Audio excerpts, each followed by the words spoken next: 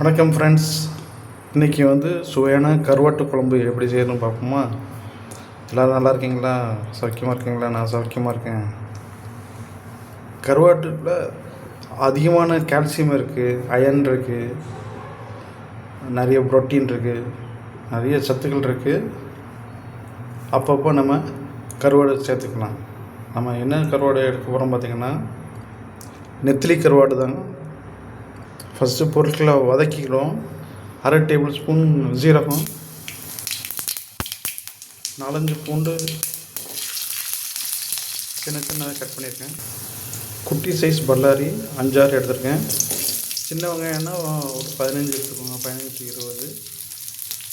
பல்லாரினா medium size 1 எடுத்துக்கோங்க. Medium size பல்லாரி medium size தக்காளி 1 எடுத்துக்கோங்க.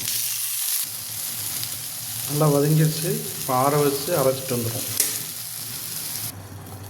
இப்போ சுடு தண்ணியில் 3 டேபிள் ஸ்பூன் கருவாடு எடுத்துருக்கேன்.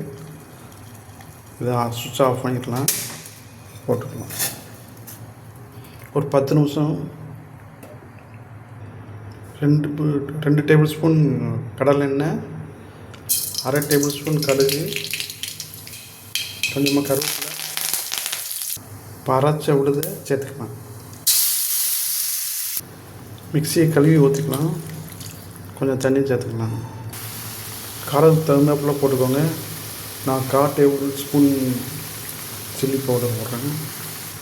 கொரியண்டர் பவுடர் 3/4 டேபிள் ஸ்பூன் போடுறேன். சின்ன கொளிக்க சைஸ் புளியை கரைச்சி வச்சுருக்கேன், அதை சேர்த்துருவோம். இப்போ கருவாடு நல்லா அவிஞ்சிருச்சு, அதை சேர்த்துக்கிடுவோம்.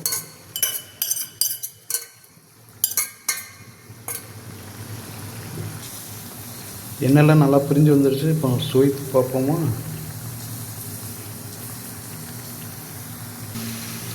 சால்ட்டு கம்மியாக தான் இருக்குது, சால்ட்டு சேர்த்துக்கிட்டேன். உங்கள் சுவைக்கு தகுந்தாப்புல சால்ட் சேர்த்துக்கோங்க. மக்களே, பிரமாதமாக வந்திருக்கு. உப்பு சேர்த்த உடனே அருமையாக இருக்குது. இதேமாதிரி நீங்களும் செஞ்சு பாருங்கள். எப்படி இருக்குன்னு கமெண்ட் பண்ணுங்கள். லைக் பண்ணுங்கள், ஷேர் பண்ணுங்கள், சப்ஸ்கிரைப் பண்ணுங்கள். See you next week.